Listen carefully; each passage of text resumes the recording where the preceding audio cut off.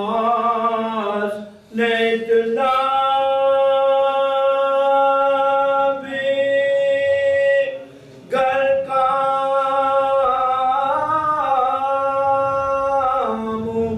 کیا تو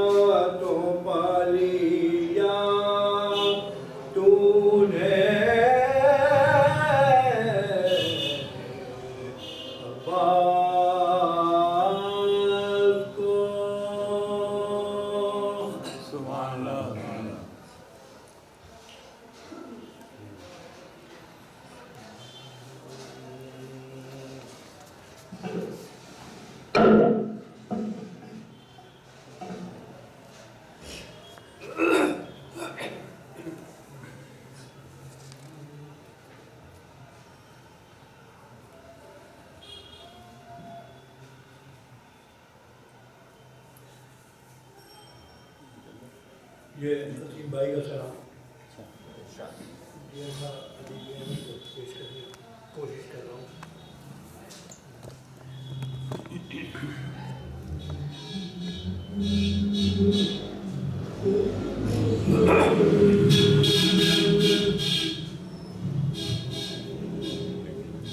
فاتحہ.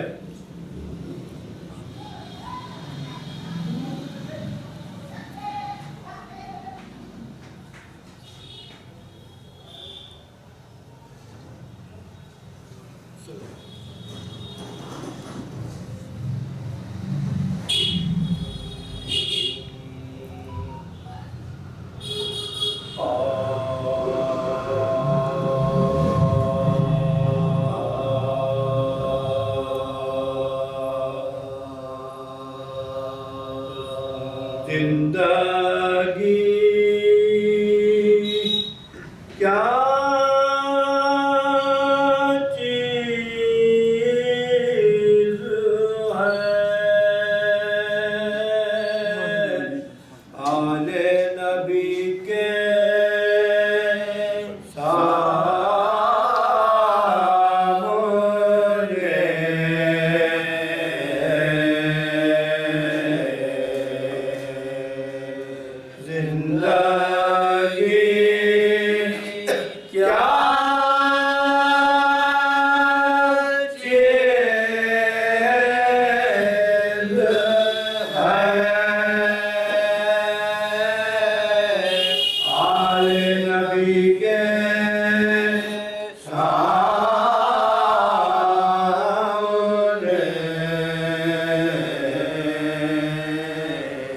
موت کا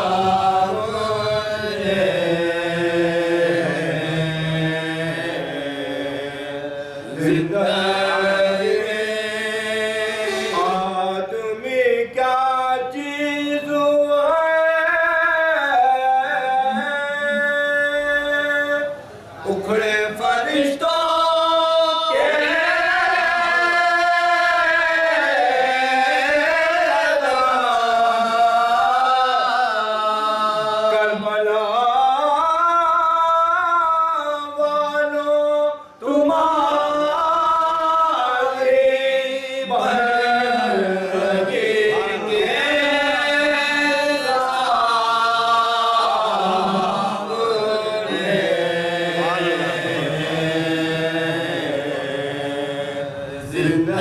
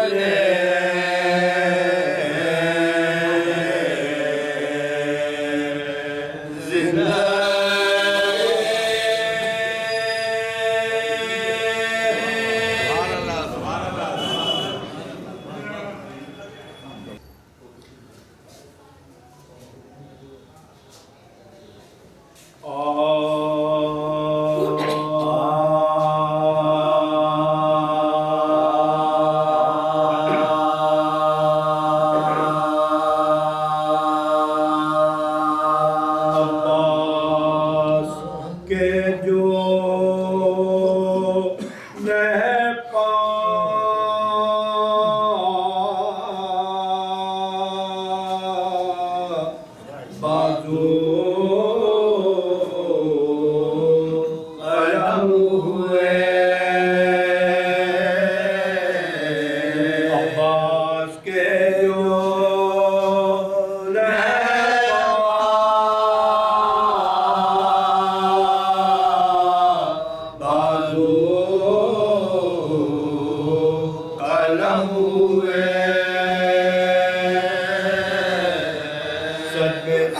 ابن حیدر کرار ہوئے سبت رسول مورد رجو علم ہوئے حسین کو مجروح ہوئے خون میں تڑپ تڑپ کے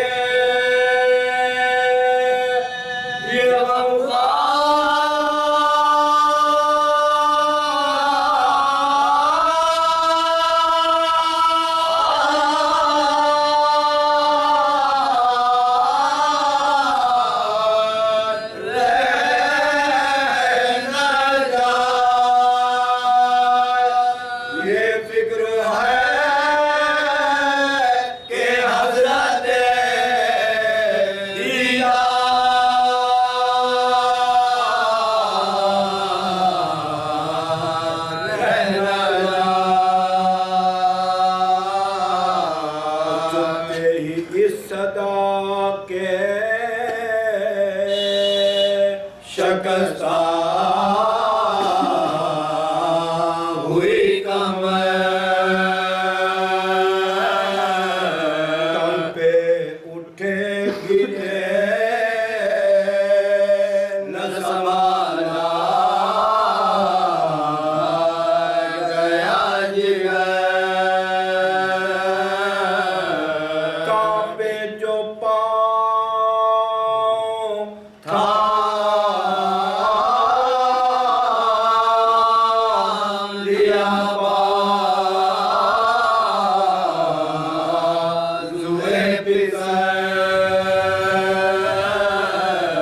چلاتے تھے قوالی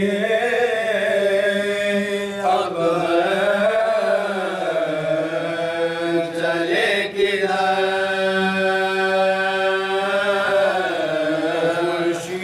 خورشید کیوں چھپا ہے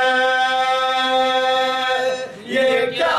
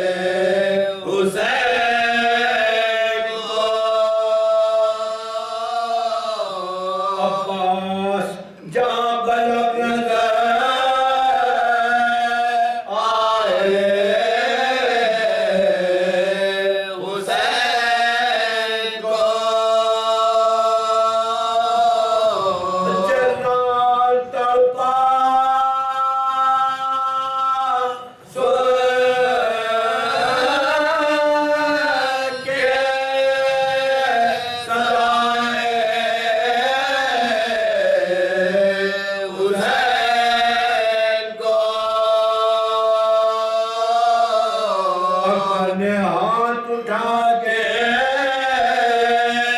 دکھائے حسین کو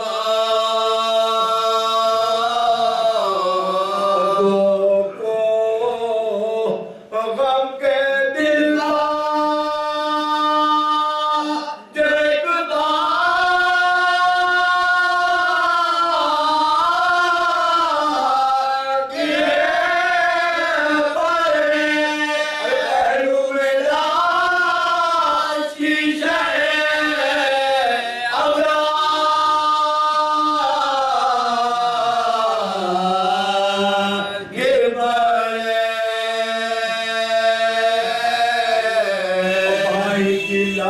بھائی نے جو خون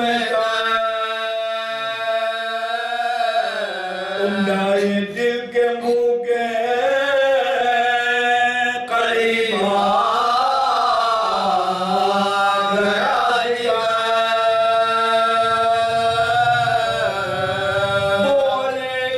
آنکھیں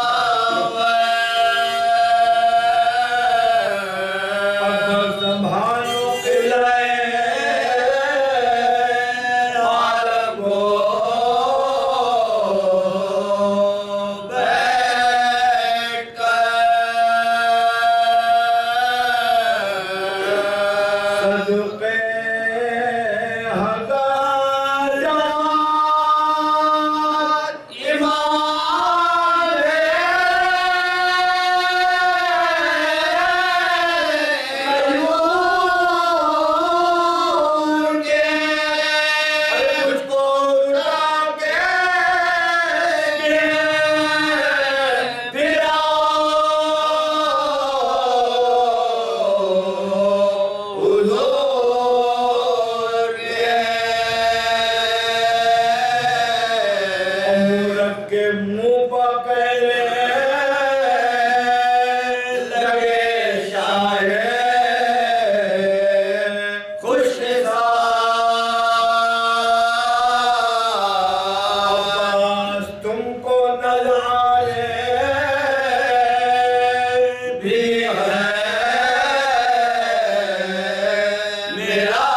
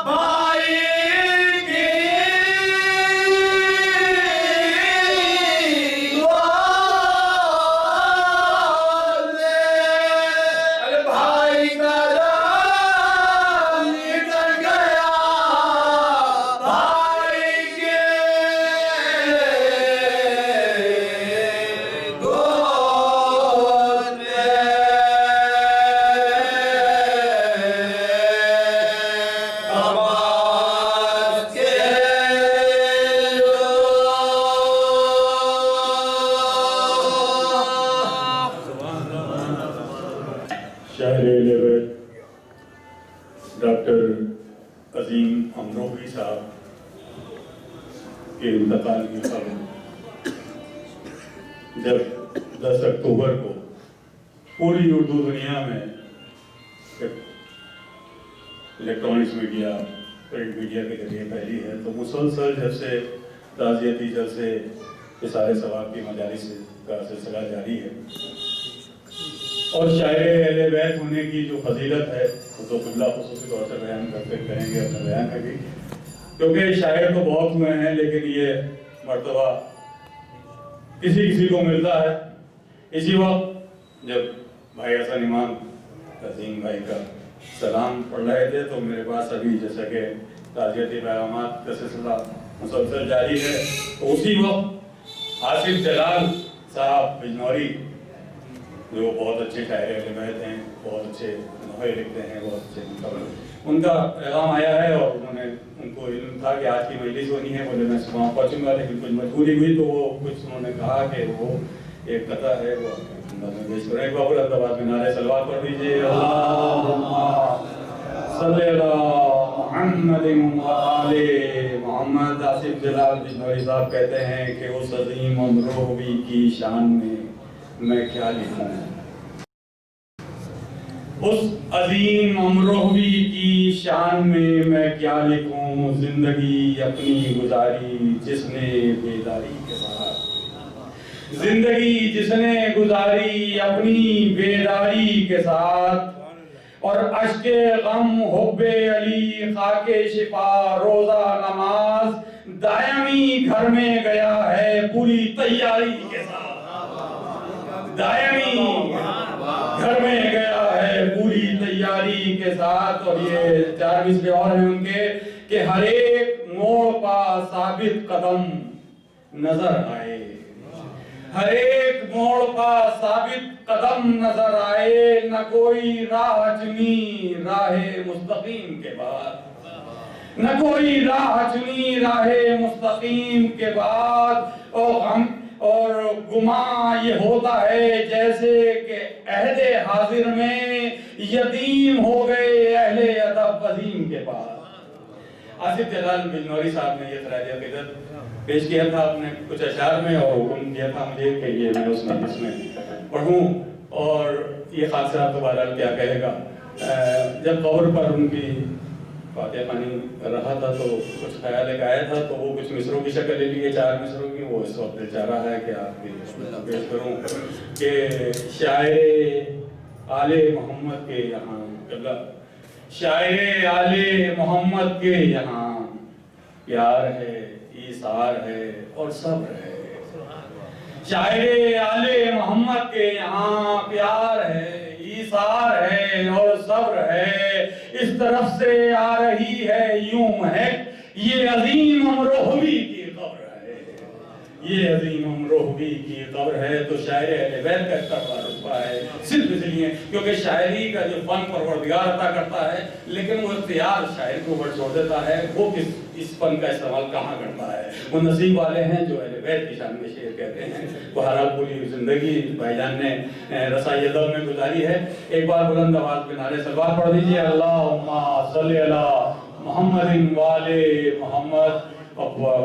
بہت ادب اور احترام کے ساتھ حجت الاسلام والمسلمین حضرت مولانا سیدنا امداد عباس صاحب قبلہ کے حضور پہنچتا ہوں اور اس سے درخواست کرتا ہوں کہ ممبر پر تشریف لائیں اور مسائل بیان فرمائیں۔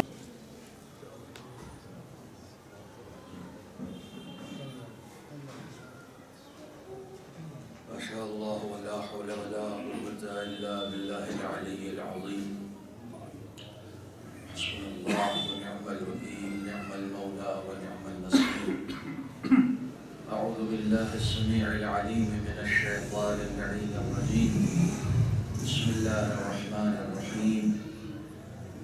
الحمد للہ الذی جازی کل صانع ورائش کل قانع وراحم کل ضارع ومنزل المنافع والكتاب الجامع بالنور الساطع، وهو للدعوات سامع وللقربات دافع وللدرجات رافع وللجبابرة قامع فلا إله غيره ولا شيء يعدله ليس كمثله شيء وهو السميع البصير اللطيف الخبير وهو على كل شيء قدير.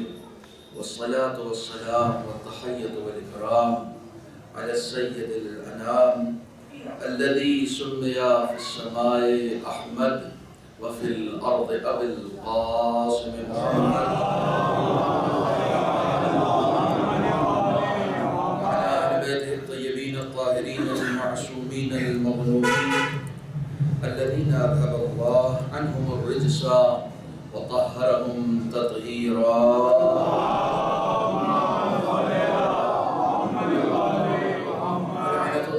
واللعنة الدائمة الباقية على أعدائهم وغاصب حقوقهم ومنكر فضائلهم أجمعين. أما بعد، فقد قال الله الحكيم في القرآن الكريم: بسم الله الرحمن الرحيم، اقرأ كتابك كفى بنفسك اليوم عليك حسيبا. صلوات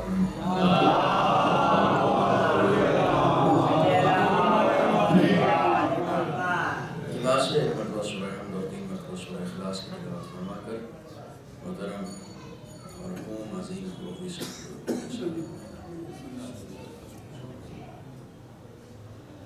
بسم اللہ الرحمن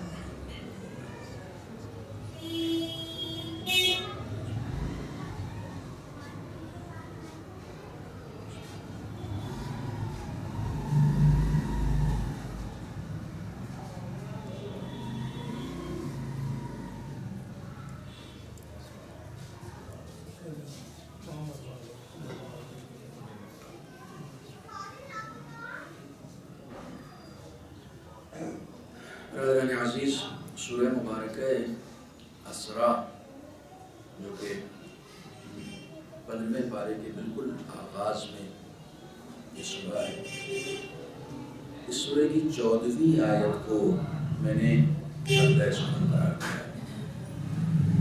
اس سے پہلے کہ میں تفصیل میں جاؤں، میں صرف آیت کا ترجمہ کر رہا ہوں اور یہیں سے گفتگو کا آغاز کروں۔ میں پہلے آیت کا لفظی ترجمہ کرتا ہوں۔ آپ واقف ہیں کہ عام طور سے جب میں امروہہ میں آ کے ممبر پہ بیٹھتا تھا تو عظیم بھائی کی شخصیت ایسی تھی کہ پہلے ان کو ڈھونڈتا تھا کہ وہ آئے ہیں یا نہیں آئے، اور جب وہ امروہہ میں رہتے تھے تو ضرور آتے تھے۔ میں آیت کا لفظی ترجمہ کر رہا ہوں اور اس کے بعد پھر جو اصطلاحی ترجمہ ہوتا ہے اسے آپ کے سامنے پیش کروں گا۔ میں ایڈریس بتا رہا ہوں، آپ اس سے پہلے کی آیت بھی جا کر دیکھیے گا، 13ویں آیت سورہ اسراء کی، اور 14ویں آیت یہ ہے جو میں نے پڑھی ہے۔ آیت یہ ہے کہ روز محشر جب لوگ حاضر ہوں گے تو ان سے کہا جائے گا اقرأ کتابک، جو اپنی کتاب لکھی ہے اس کو پڑھو، کفا بنفسک اليوم علیک حسیبا، آج تمہارے حساب کتاب کے لیے وہی کافی ہے جو تم لکھ کر لے کر آئے ہو۔ میں نے ایڈریس اس لیے بتا دیا ہے تاکہ آپ اسے ملاحظہ بھی کریں۔ اصطلاحی ترجمہ یہ ہے کہ اپنا نامہ اعمال پڑھو، لغوی ترجمہ یہ ہے کہ اپنی کتاب پڑھو۔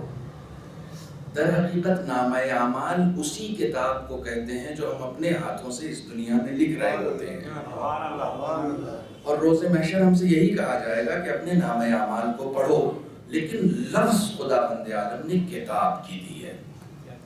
اقرأ کتابک، اپنی لکھی ہوئی کتاب پڑھو۔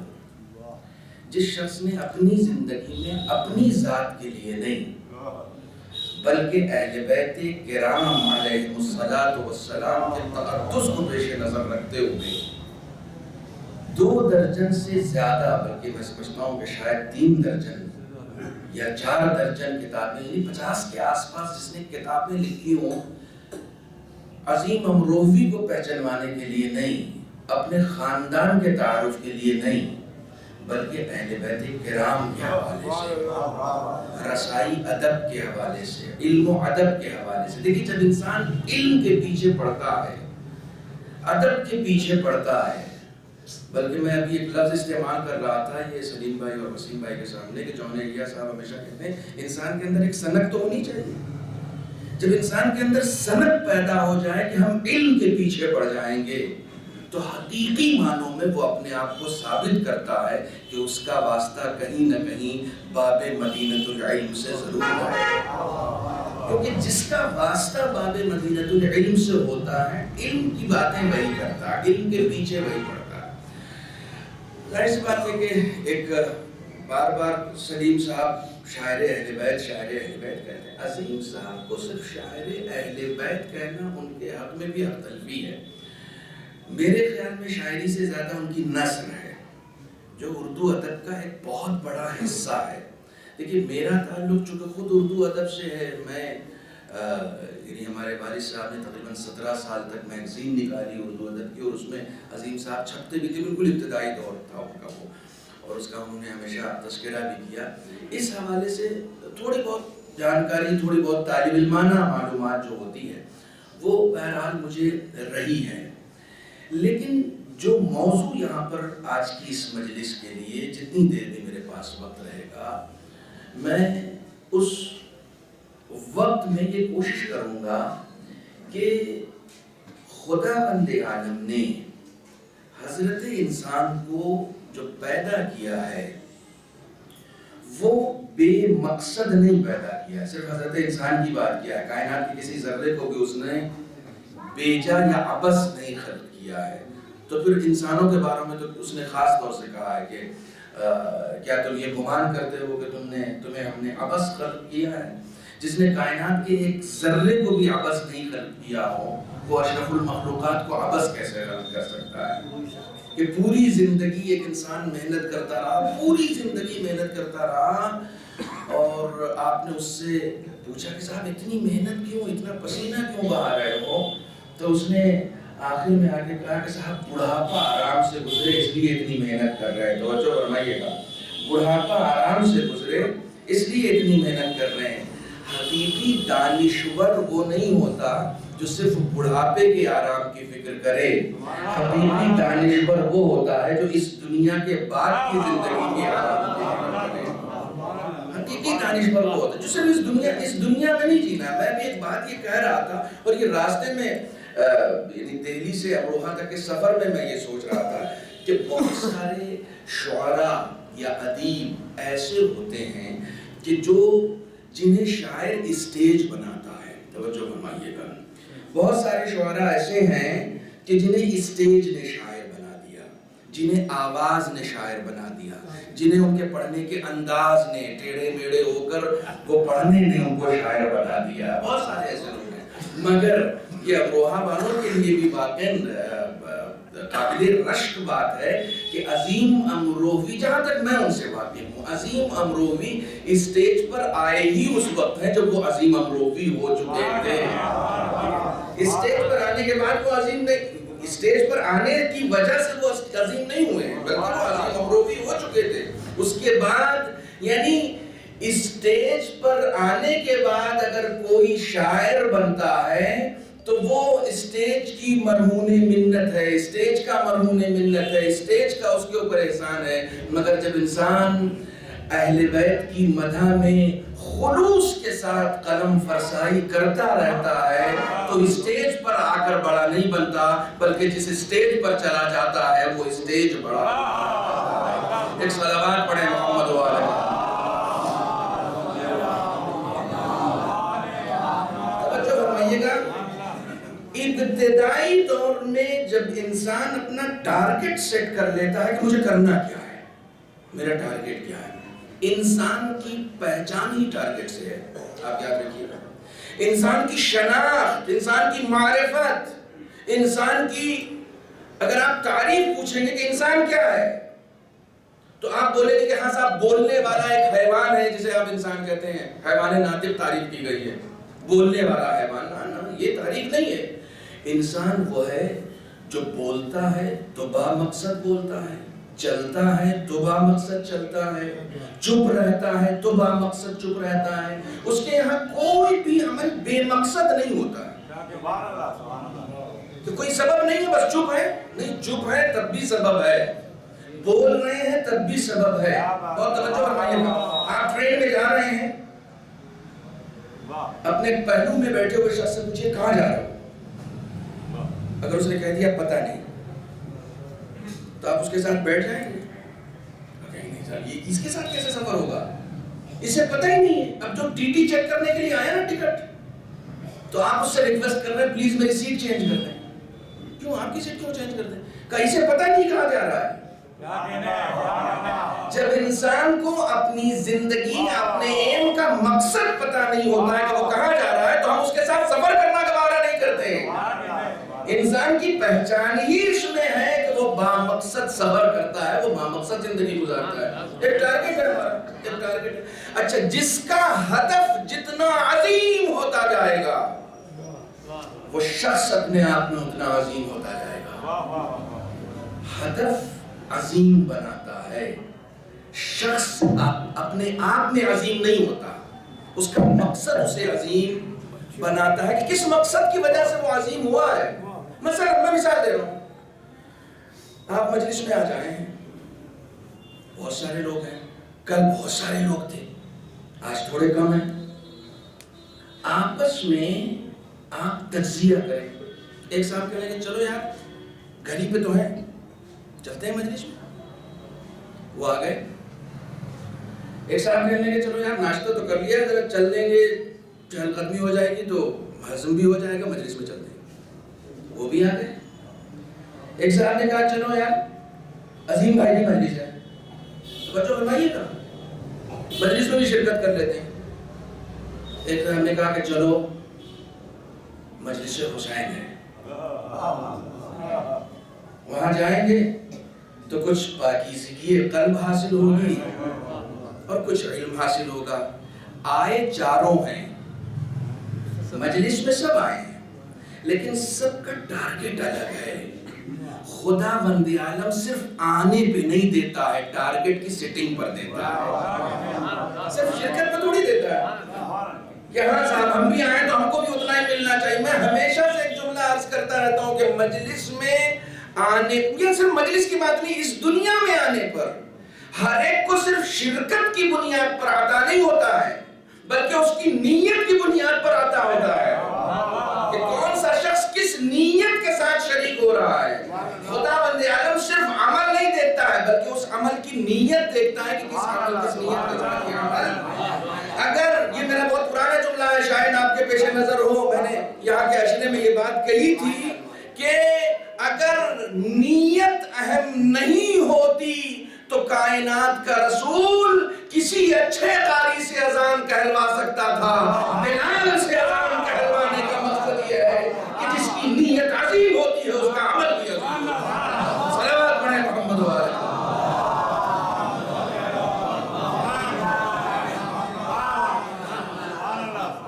انسان کی اپنی قدر، انسان کی اپنی حیثیت اس کی نیت سے سیٹ ہوتی ہے کہ اس کا ارادہ کیا ہے، کس ارادے کی بنیاد پر۔ عظیم صاحب نے کتابیں لکھی اپنے گھر کا خرچہ چلانے کے لیے نہیں، شہرت کے لیے نہیں، ان کا اثاثہ ہے اکٹھا ہو جائے، امروہہ میں مرثیہ کس نے کہے لوگوں کو معلوم ہو جائے۔ مجھے لگتا ہے کہ غزلوں کے شاعروں کے اوپر اتنا کام نہیں کیا انہوں نے جتنا رسائی ادب والوں پہ کام کیا ہے۔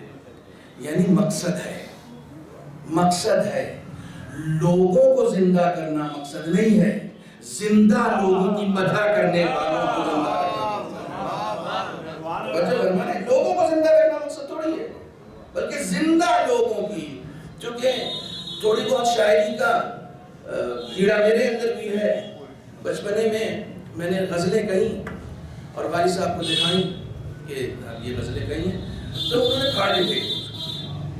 مجھے بڑا افسوس ہوا کہ صاحب یہ معاف کیجیے گا، میں نے قصیدہ کہا تھا، قصیدہ سلام، یہ سب کہنے یہی شروعات کی تھی۔ ظاہر سی بات ہے کہ میرے والد صاحب خود شاعر اور ان کے مرثیے اور ان کے قصائد سب چھپے ہوئے، اور اب اسی جگہ تربیت پائی، نقن صاحب کے شاگردوں میں تھے، تو میں نے ہمت کی قصیدہ کہنے کی، انہوں نے پھاڑ کے پھینک دیا۔ میں نے کہا ابا میں نے قصیدہ کہا تھا، کہنے کہ پہلے غزلیں کہو، توجہ فرمائیے گا، کہنے کہ پہلے غزلیں کہو، توجہ فرمائیے گا۔ میں نے کہا میں مطلب نہیں سمجھا۔ کہنے لگے قصیدہ کہنا ہر ایک کے بس کی بات نہیں ہے، پہلے زبان شستہ ہو جائے، قلم ہنرمند ہو جائے، پھر اس کے بعد قصیدہ اور مرثیہ کہنا شروع کرنا۔ یعنی جب تک قلم شستہ نہیں ہوگا، غزلیات سے مشق ہوتی ہے، جب تک قلم شستہ نہیں ہوگا اس وقت تک اہل بیت کی مدح و قلم لکھ ہی نہیں سکتا ہے۔ اور جب میں نے اردو ادب کی تاریخ کو پڑھا ہے تو بڑے شاعر سے لے کر آج کے موجودہ دور کے مشہور شاعروں تک، غالب کے پاس جب مرثیہ لکھنے کے لیے لوگ لے کر گئے کہ صاحب آپ مرثیہ لکھیں، تو انہوں نے کہا یہ کام ہم سے بڑوں کا ہے، یہ میرا کام نہیں ہے۔ اور جب موجودہ دور کے راحت اندوری سے کہا گیا کہ آپ منقبت لکھیں، تو کہا مجھے غزل ہی کہنے دو، یہ منقبتیں لکھنا، قصیدے لکھنا میرے بس کا کام نہیں ہے۔ یعنی قصیدہ یا رسائی ادب لکھنا یا کہنا یہ ہر ایک کے بس کی بات نہیں ہوتی ہے۔ قلم بھی پاکیزہ کرنا پڑتا ہے، قلب بھی پاکیزہ کرنا پڑتا ہے۔ صلوات پڑھیں محمد والا۔ ولایت کا قصیدہ ہے نا، ولایت کا قصیدہ ہے، تو ایسے ہی ہر کس و ناکس تھوڑی کر سکتا ہے کہ ہاں جس کو بھی قلم اٹھایا اور کہنے لگے۔ نہیں، سب سے بڑی، میں بھی اس بات کا تذکرہ بھی کر رہا تھا، سب سے پہلے تو توفیق ملے خداوند عالم کی طرف سے۔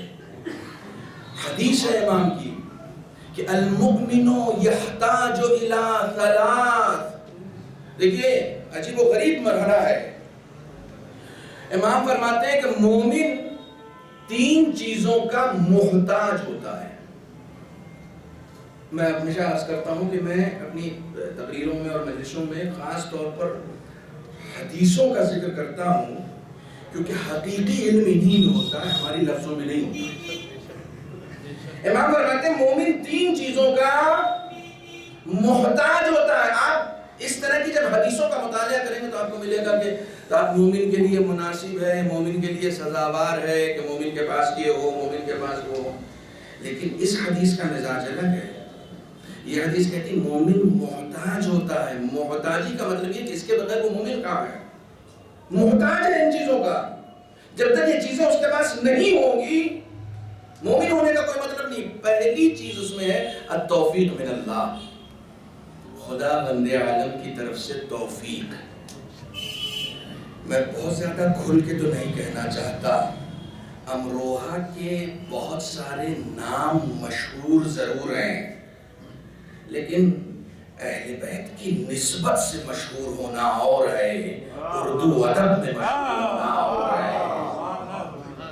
میں آپ کے امروہائی کی سرزمین کی بات کر رہا ہوں، میں کہیں اور نہیں جا رہا ہوں، میں یہیں کی بات کر رہا ہوں۔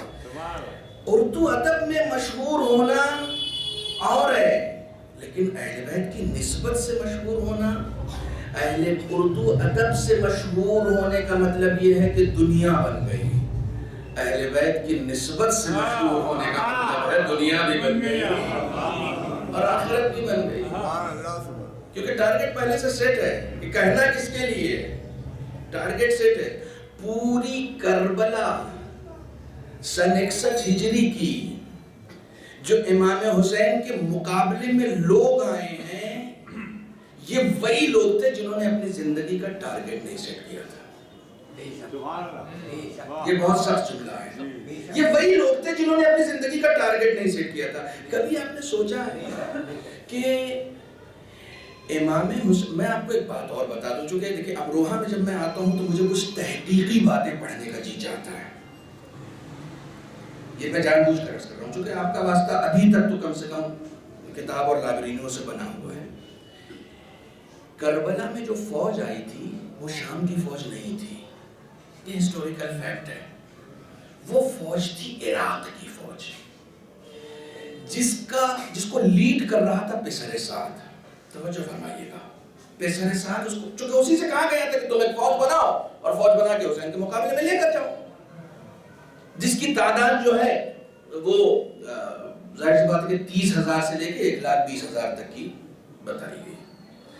یہ فوج وہ 9 لاکھ کا لشکر والا جو مصرع ہے نا، وہ شیروں تک محدود رہنے دیجئے، حقیقی معنوں میں جو اصل میں فوج تھی کربلا کے اندر وہ 30,000 سے لے کر 1,20,000 تک کی فوج بتائی گئی. یہ ہسٹوریکل ہے.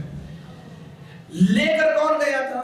بشر سعد، چونکہ اسی کو لیڈ کرنے کے لیے کہا گیا تھا. اسی کو یہ فوج شام سے نہیں آئی تھی. یہ فوج وہ تھی جس کے بارے میں یہ نہیں کہا جاتا تھا کہ یہ حضرت علی سے واقف نہیں ہے. جب شام میں مولا کائنات کے شہادت کی خبر پہنچی ہے تو لوگ کہہ رہے تھے کہ صاحب وہ علی مسجد میں کیا کر رہے تھے، ان کا مسجد سے کیا واسطہ. تو یہ وہ والی فوج نہیں، یہ وہ فوج ہے جو حضرت علی سے بھی واقف ہے، رسول خدا سے بھی واقف ہے، امام حسن سے بھی واقف ہے، امام حسین سے بھی واقف ہے، سب سے واقف ہے، چونکہ یہ عراق کی فوج ہے. اور میکسیمم لوگ اس میں کوفے کے تھے. میں نے ایک پورا چارٹ بنایا ہوا ہے کہ جو یہ فوج تھی اس میں سے ایک آدمی شام کا تھا، 3 آدمی مدینے کے تھے، باقی سب عراق. یہ سب عراق ہے. میں 2-3 نام آپ کو بتا رہا ہوں، میں 2-3 نام کہ جو لوگ ابتدائی دور میں تو رسول کے ساتھ تھے لیکن بعد میں وہ امام حسین کے مقابلے میں آ گئے. کیوں آئے یہ وجہ مجھے عرض کرنا ہے اپنے موضوع کے تحت. مثلا ایک بہت ہی فیمس نام ہے سمرت ابن جندب، سین میم رے بولتے سمرت ابن جندب. 18 سال کا تھا، جنگ احد میں رسول خدا کے ساتھ تھا اور شانے سے شانہ ملا کے اسلام کی نصرت کر رہا تھا. 87 سال کا ہو گیا، بسر سعد کی فوج میں. ایک دن رسول خدا کے ساتھ میں ہے اور ایک دن بسر سعد کے ساتھ میں. کیوں؟ جب انسان اپنی زندگی کا مقصد طے نہیں کرتا ہے تو اس کا آغاز چاہے جتنا اچھا ہو انجام کبھی اچھا نہیں ہوتا ہے. ٹارگٹ سیٹ نہیں کیا، مجھے کرنا کیا ہے، مجھے کرنا کیا. شبس ابن ربیع، چلیے یہ رسول خدا کے ساتھ تھا. شبس ابن ربیع تو حضرت علی کے ساتھ تھا. یہ شبس ابن ربیع کا نام تو کوئی نیا نام نہیں ہے نا، یہ حضرت علی کے ساتھ تھا جنگ صفین میں. لیکن وہاں بشر سعد کے ساتھ ہے، امام حسین کے مقابلے میں آ گیا. حارث ابن ہود، توجہ فرمائیے، صلوات پڑھیں.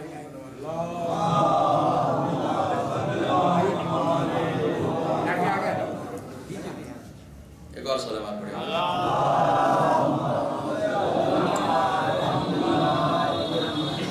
حارث ابن ہود، یہ ذرا صاحب اور آگے بڑھیے. یہ جنگ جمل میں حضرت علی کے ساتھ ہے. دیکھیں جنگ جمل ایک ایسی جنگ ہے کہ جس میں منافقین چھٹ گئے ہیں. اب یہ حضرت علی کے پاس ذرا پیور لوگ آ رہے ہیں، یہ وہاں تک حضرت علی کے ساتھ ہے لیکن کربلا میں امام حسین کے مقابلے میں ہے. ٹارگٹ نہیں سیٹ کیا ہے، کرنا کیا ہے.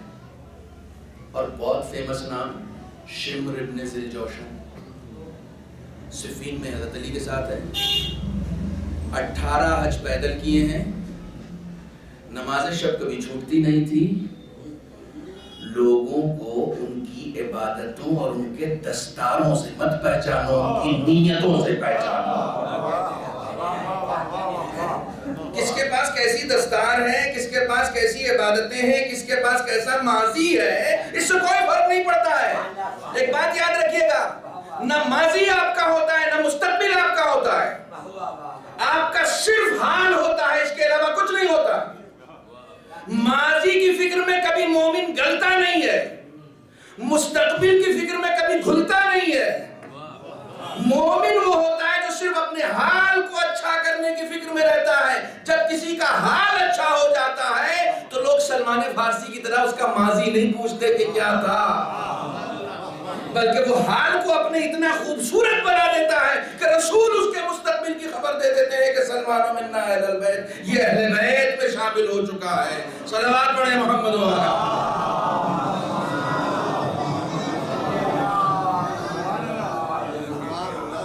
یہی اولیاء خدا کی صفت ہے. یہاں ٹارگٹ کی سیٹنگ ہوتی ہے. شاعری کر رہے ہیں، کیوں کر رہے ہیں؟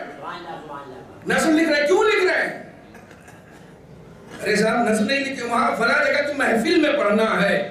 محفل میں پڑھنے کے لیے لکھنا اور ہے، اہل بیت کے لیے لکھنا اور ہے. یہ بڑا سخت کام ہوتا ہے. یہ مجھے پڑھنے دیجئے، یہ بڑا سخت کام ہوتا ہے. ہم کبھی محفل کے لیے کہتے ہیں، کبھی بانی محفل کے لیے کہتے ہیں، کبھی کسی کے لیے، سب کے لیے کہتے ہیں، سب کے لیے کہتے ہیں. آقا بہبہانی دیکھیں اہل بیت سے کنیکشن کی بات میں کر رہا ہوں. آقا بہبہانی امام حسین کے روضے سے چپکے ہوئے تھے. اب وہ توسل اتنا زیادہ ہو گیا کہ کنیکٹ ہو گئے اپنے امام وقت سے. ایک بھیڑ کربلا میں امام حسین کے روضے پر کہنے لگے آقا آتے کیوں نہیں؟ اتنا بڑا مجمع، سب امام حسین کی زیارت کے لیے آئے، سب قتل کا انتقام لینے کے لیے تیار ہے، آتے کیوں نہیں؟ تو امام نے کہا کہ بہبہانی تم مجھ سے کنیکٹ ہو گئے تو پھر ان لوگوں کی دعائیں بھی تو سن لو یہ کیا مانگ رہے ہیں. یہ جو بھیڑ تم دیکھ رہے ہو ان کو سنو، کان لگا کے سنو نا یہ کیا مانگ رہے ہیں. کوئی بیوی مانگ رہا ہے، کوئی اولاد مانگ رہا ہے، کوئی مال مانگ رہا ہے. جس گنبد کے نیچے کوئی دعا ریجیکٹ نہیں ہوتی وہاں سب اپنے لیے مانگ رہے ہیں. میرا ظہور کوئی نہیں مانگ رہا، میرا ظہور کوئی نہیں مانگ رہا. Connection connection. میں ہمیشہ یہ کہتا ہوں کہ امام حسین کے لیے ہم کربلا جاتے بھی ہیں نا تو وہاں بھی اپنے ہی لیے کچھ مانگنے جاتے ہیں، اپنے ہی لیے مانگنے جاتے ہیں. کبھی ایسا بھی ہو کہ صرف محبت اور عقیدت میں جیسے عرض ادب کرنے کے لیے ہم اپنے بزرگوں کے یہاں جاتے ہیں ویسے ہی عرض ادب کرنے کے لیے ہم کربلا بھی جائیں انشاءاللہ.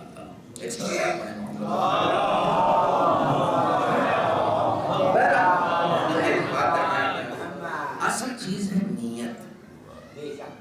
جب تک ہم اس نیت کو، یہ سب سے بڑا سخت کام ہے. ہم یہ نہ سمجھے کہ نیت جو ہے وہ سب سے آسان کام، نہ نیت اتنا ہی سخت کام ہے کہ خداوند عالم نے ہر انسان کو دن میں 5 مرتبہ اس کی پریکٹس کرنے کے لیے کہا. 5 مرتبہ اس کی پریکٹس کرنے کا. اس کی پریکٹس کر، یہ پریکٹس میں ہے ہی نہیں. ہمارے پریکٹس میں نماز ہے، نیت نہیں ہے. اسی لیے اس نے ہر نماز میں واجب رکن قرار دے دیا. پہلے سیٹ تو کرو کہ نماز پڑھ کس لیے رہے ہو. صبح اٹھے اور سب سے پہلا کام تمہیں اب نماز پڑھنا ہے. نہیں، نماز سے پہلے مجھے وضو کرنا ہے. میں پہلے چہرے پر پانی ڈالتا ہوں کہ ذرا جاگ تو جاؤں. اس کا نام اس نے وضو رکھا. کہا یہاں بھی نیت کرو، جاگ رہے ہو تو بھی خدا کے لیے جاگو، کسی اور کے لیے. وضو کرنا یہ بھی کام خدا کے لیے ہونا چاہیے. یہ بھی کام یہ وہی کر سکتا ہے جو نیت کو اپنے سیٹ کر چکا ہو کہ ہاں. اب مثلا اب آپ فرش پہ بیٹھے ہوئے ہیں، یہ پانی رکھا ہوا ہے، آپ کو کسی نے پانی بڑھایا کہ بسم اللہ. آپ نے کہا کہ تمہارے ہاتھ سے نہیں پیوں گا. آپ نے دوسرے کو بڑھایا، اس نے کہا نہیں مجھے پیاس نہیں. تیسرے کو بڑھایا تو اس نے کہا کہ پہلے آپ تو پی لیں، پیاس ہے تو آپ بھی ہیں. پانی تینوں نے نہیں پیا ہے، عمل ایک ہی ہے. تینوں کا عمل ایک ہے. انہوں نے بھی نہیں پیا، انہوں نے بھی نہیں پیا، انہوں نے بھی نہیں پیا. آپ اس تینوں عمل کو اگر دیکھیں گے تو عمل اپنی ہویت کے اعتبار سے ایک ہے، لیکن اس عمل کو آپ کسی بھی لحاظ سے برابر کہہ سکتے ہیں؟ نہیں، برابر نہیں ہے. ایک نے اس لیے نہیں پیا کہ اس کی دشمنی تھی، کہا آپ سے نہیں پیوں گا. دوسرے نے اس لیے نہیں پیا کہ اسے پیاس نہیں تھی. لیکن تیسرے نے اس لیے نہیں پیا کہ اسے دوسرے کی فکر تھی کہ پیاسے تو آپ بھی ہیں، پہلے آپ بھی لیں. یعنی عمل کی بلندی کا معیار ہمیشہ عمل کے حسن سے نہیں ہوتا ہے بلکہ نیت کے حسن سے ہوتا ہے کہ اس عمل کی نیت کیا ہے. صلوات پڑھیں.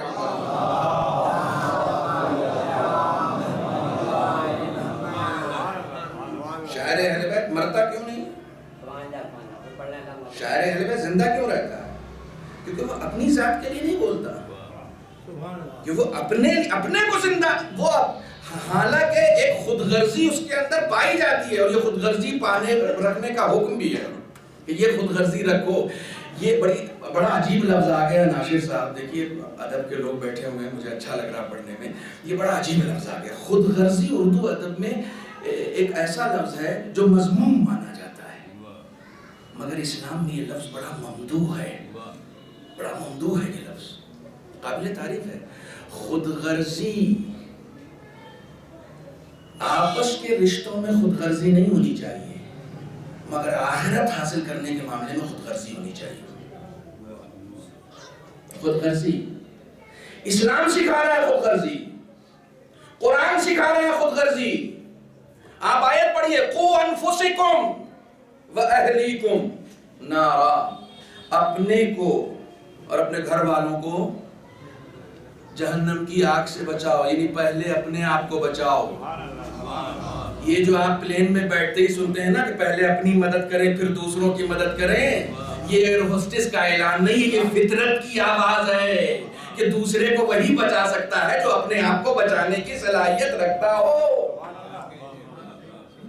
جو اپنے آپ کو نہیں بچا سکتا وہ دوسرے کو کیا بچائے گا؟ اسی لیے رسول اکرم صلی اللہ علیہ وآلہ وسلم نے ارشاد فرمایا کونوا دعاة الناس بغیر السنتکم، لوگوں کو تبلیغ کرنا ہے تو زبانیں بند کر دو، کردار بلند کر دو. جتنا کردار بلند ہوتا جائے گا تمہارے کردار کے ذریعے سے تبلیغ ہوتی چلی جائے گی. صلوات پڑھے محمد وآلہ.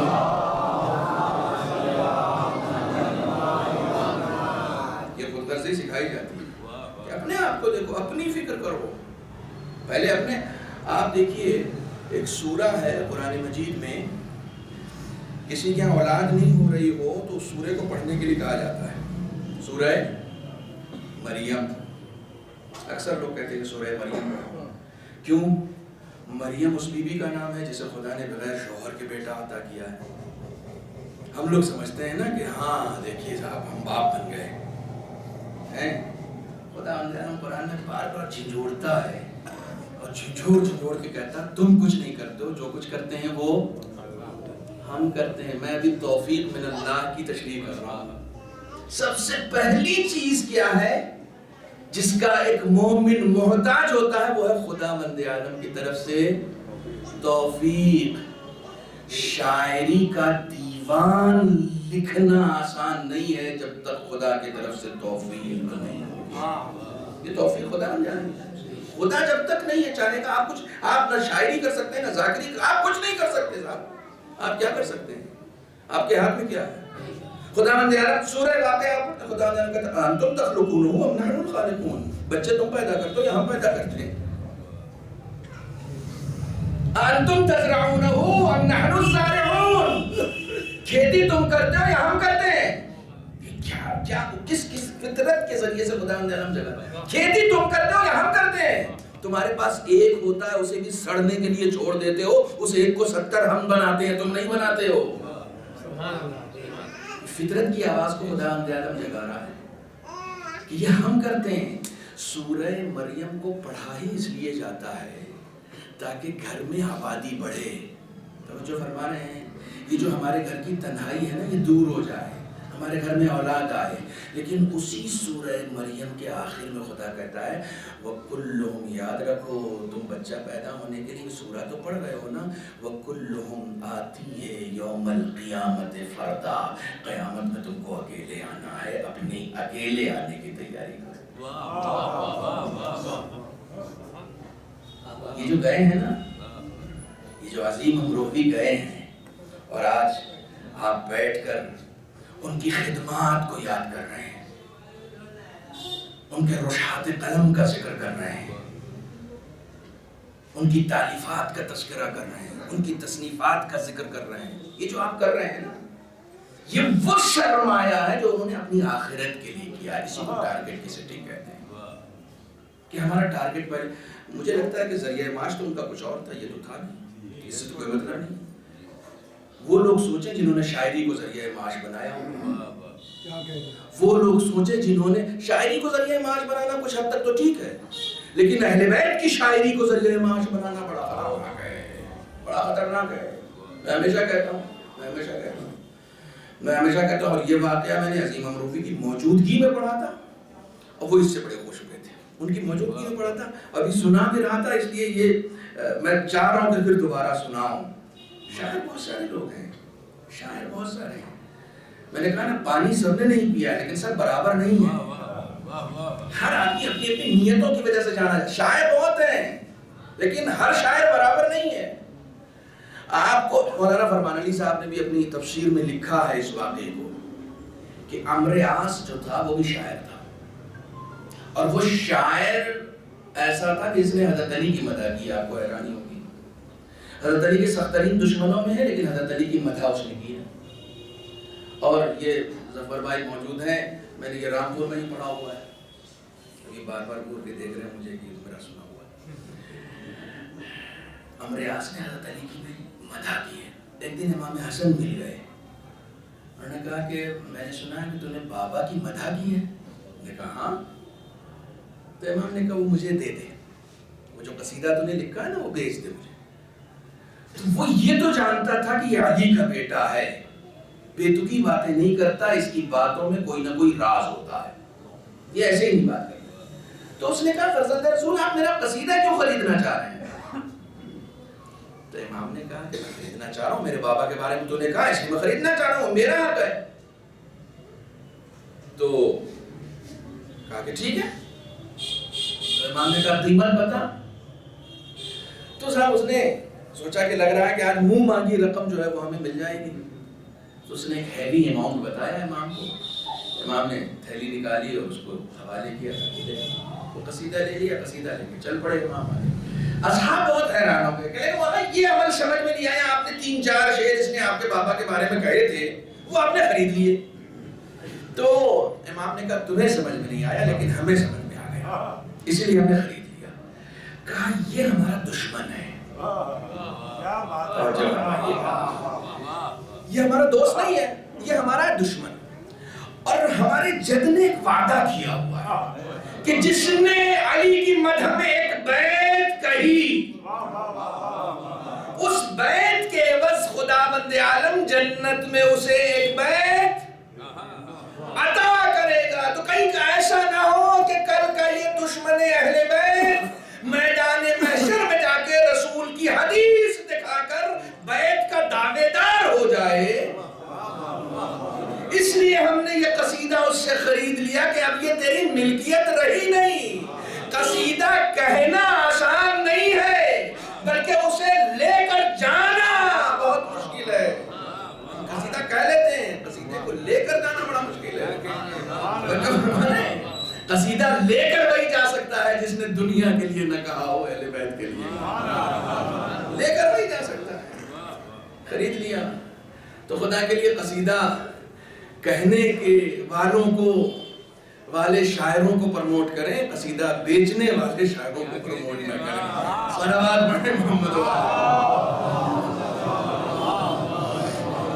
دیکھو صلوات پڑھیں محمد والے.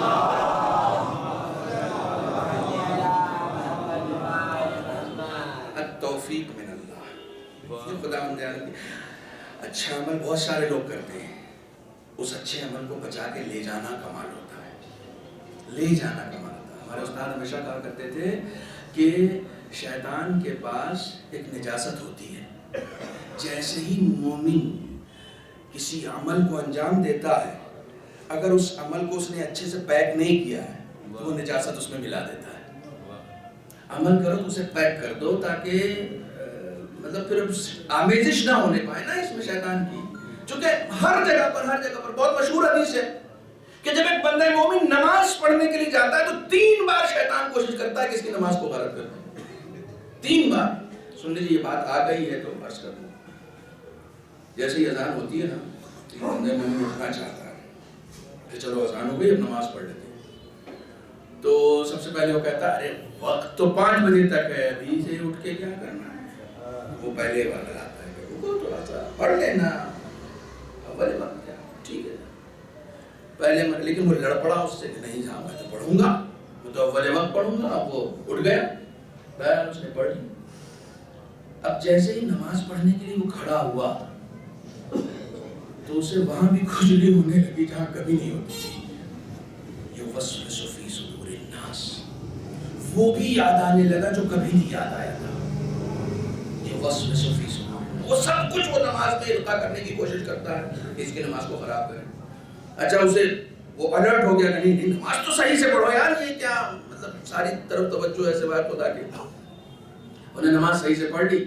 تو اب جیسے نماز پڑھ کے مسجد سے نکلا نا تو پھر اس کو برگلاتا ہے کہ اب باہر نکلو نا تو ذرا نمازی والا منہ بنا کے نکلو تاکہ لوگ دیکھیں اچھا نماز پڑھ کے آئے ہو، تو تھوڑا سا تمہاری نماز دکھنی چاہیے. یعنی لوگوں کے لیے بتاؤ کہ ہاں تم نماز پڑھ کے آؤ تاکہ عمل کو غارت کیا جا سکے. جہاں کہیں بھی عمل اپنی نفس یا اپنی ذات یا لوگوں کے لیے ہو جاتا ہے اس سے اخلاص ختم ہو جاتا ہے، اور جب عمل سے اخلاص ختم ہو جاتا ہے تو اس دنیا میں تو ہو سکتا ہے 4 تعریفوں کے بول اسے مل جائیں، لیکن آخرت میں اسے کوئی قیمت اس عمل کی نہیں مل سکتی۔ ایک صلوات پڑھیں۔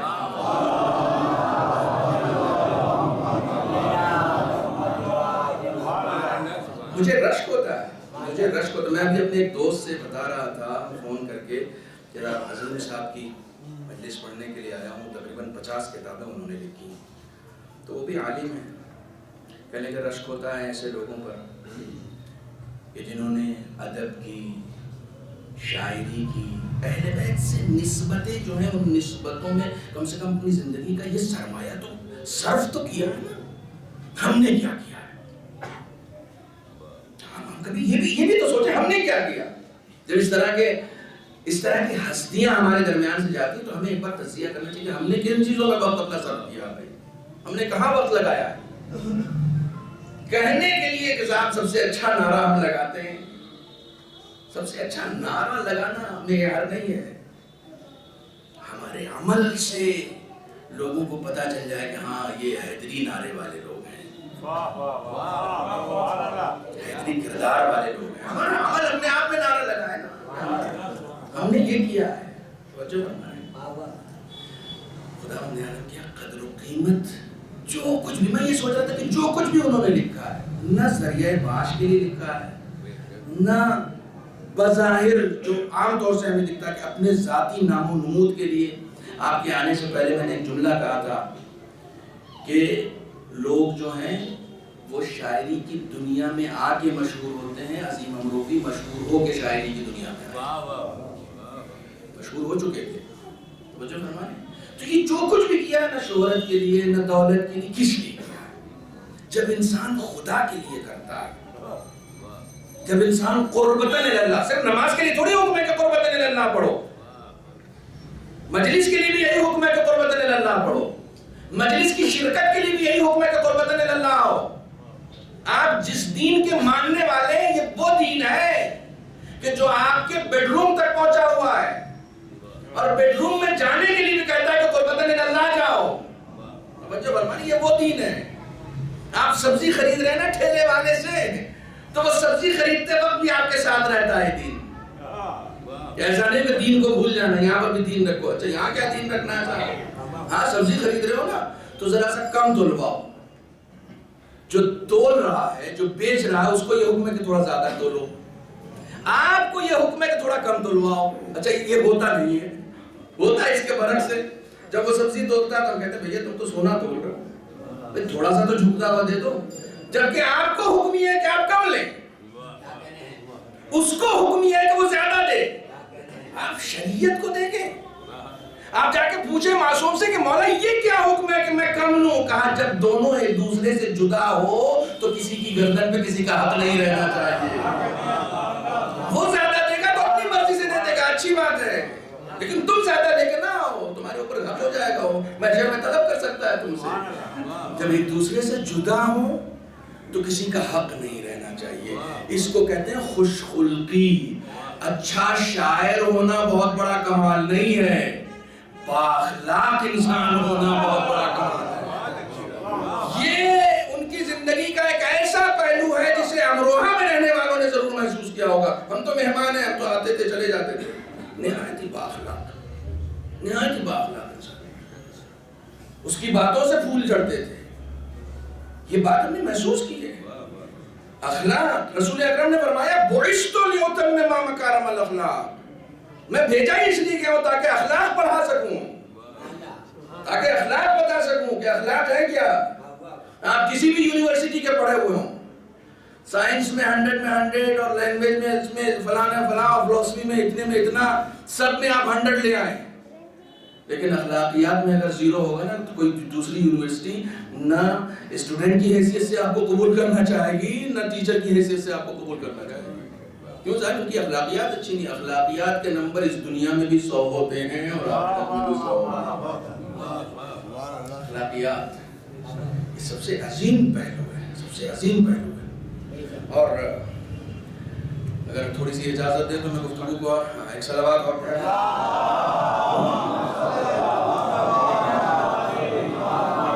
آپ کی صلوات کی اجازت والی لگ نہیں رہی.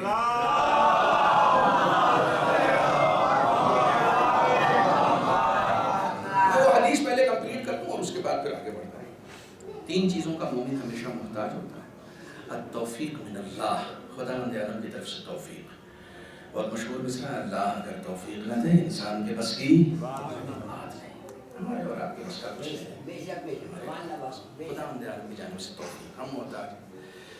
دوسری چیز وواعظ من نفسہ، محتاج ہوتا ہے مومن. دیکھیے ممبر پر بیٹھ کر کسی خطیب کا واعظ کر دینا کمال نہیں ہے جب تک میرا نفس خود مجھے واعظ نہیں کرے. اور جب تک میں اپنے نفس کو اپنا واعظ نہیں بناؤں گا اس وقت تک کسی بھی واعظ کی بات اثر انداز نہیں ہو سکتی. نہیں ہو سکتی. میں اپنے آپ میں چونکہ میں ہی وعظ و نصیحت کر سکتا ہوں. آپ ڈاکٹر کے پاس علاج کے لیے جاتے ہیں، ڈاکٹر فوراً دوا نہیں لکھتا ہے، جانچ کراتا ہے. کیونکہ جب تک بیماریوں کا علم نہیں ہوگا علاج ممکن نہیں ہے. ہر انسان جتنا اپنی بیماریوں سے واقف ہے دوسرے کی بیماری سے واقف. مگر ہم ایک ایسے معاشرے میں جی رہے ہیں جہاں اپنی بیماریوں کی کوئی نہ فکر ہوتی ہے نہ اپنی بیماریوں پر کوئی نظر ہوتی ہے. پتہ چلا اور ایک دوسرے کیا پتہ چلا فلاں صاحب کے بارے میں کچھ معلوم ہو گیا، فلاں صاحب کے بارے میں ارے سنا. اور مولوی صاحب 1 گھنٹے مجلس پڑھی غیبت پہ. اس کے بعد مولوی صاحب کے روم میں آ کے کہتے ہیں مولوی صاحب اللہ معاف کرے غیبت نہ ہو، کچھ پتہ چلا؟ مولوی صاحب صحیح ہے بھیا غیبت ہی ہوگی، کیوں بول رہے ہو؟ ہم ایک ایسے معاشرے میں رہ رہے ہیں جہاں صرف دوسروں کی فکر ہے جبکہ سب سے زیادہ ہم اپنی بیماریوں سے واقف ہیں. ایک جملہ میں ہمیشہ کہتا ہوں ممبر سے کہ اگر خدا عالم ہمارے عیوب ہماری پیشانیوں پر لکھ دے تو ہم کسی سے ہاتھ ملانے کے لائق نہیں رہیں گے. یہ بھی اس کے احسانات میں سے ایک احسان ہے کہ اس نے ہمارے عیوب کو چھپا رکھا ہے. تو اس ستار کا قصیدہ پڑھنے کا حق ہی اس کو ہے جو دوسروں کے عیوب پہ پردہ ڈالتا ہے. اس کا قصیدہ اسی وقت پڑھیے، اس کا قصیدہ اسی وقت پڑھیے. اب چونکہ شاعری کی بات ہو رہی ہے لہٰذا شاعری کے انداز میں سنیے نا. آپ کسی کو ذرا سا بھی ردیف قافیے کی تھوڑی سی تمیز ہو جاتی ہے نا،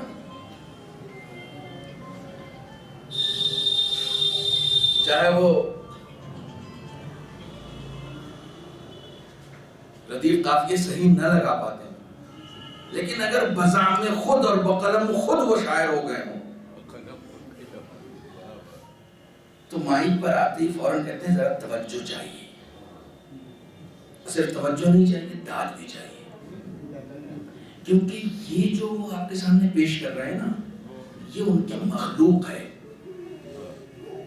شاعری ان کی مخلوق ہے. اسی لیے کہتے ہیں اس کلام کے خالق فلاں صاحب ہیں. یہ سلام مثلا ابھی ہمارے امام بھائی نے پڑھا، بھائی اس کے خالق جو تھے ہمارے عظیم بھائی تھے. اس کلام کے خالق تو شاعر ہوتا ہے خالق اور شاعری ہوتی ہے مخلوق. خالق کی فطرت میں ہے کہ وہ اپنی مخلوق کی تعریف چاہتا ہے، برائی نہیں چاہتا.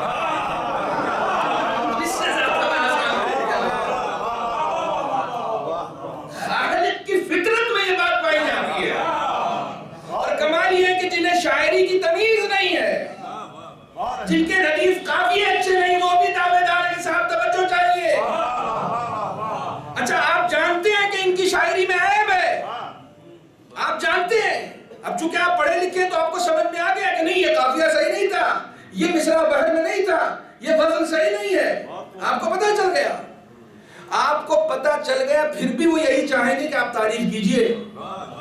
کیونکہ اگر آپ نے عیب نکال دیا تو فوراً تنگ جائیں گے میرا شعر ہے، آپ سے کیا مطلب، میں جیسے چاہوں کہوں. یہ خالق کی فطرت ہوتی ہے اپنی مخلوق کی برائی کا برائیاں میں دیکھ لوں گا، تعریف کرنا تمہارا کام ہے. خالق بھی یہی چاہتا، بندے میں نے پیدا کیا تم عیب ڈھونڈ رہے ہو اس میں، ارے اس کا عیب مجھ سے مربوط ہے، میں دیکھ لوں گا. تم بس تعریف کرو کہ ہاں یہ انسان ہے، یہ اشرف المخلوقات ہے. تم حسن تلاش کرنے کی کوشش کرو، عیوب کی طرف تمہیں نظر رکھنے کی ضرورت ہے. ایک صلوات پڑھیں محمد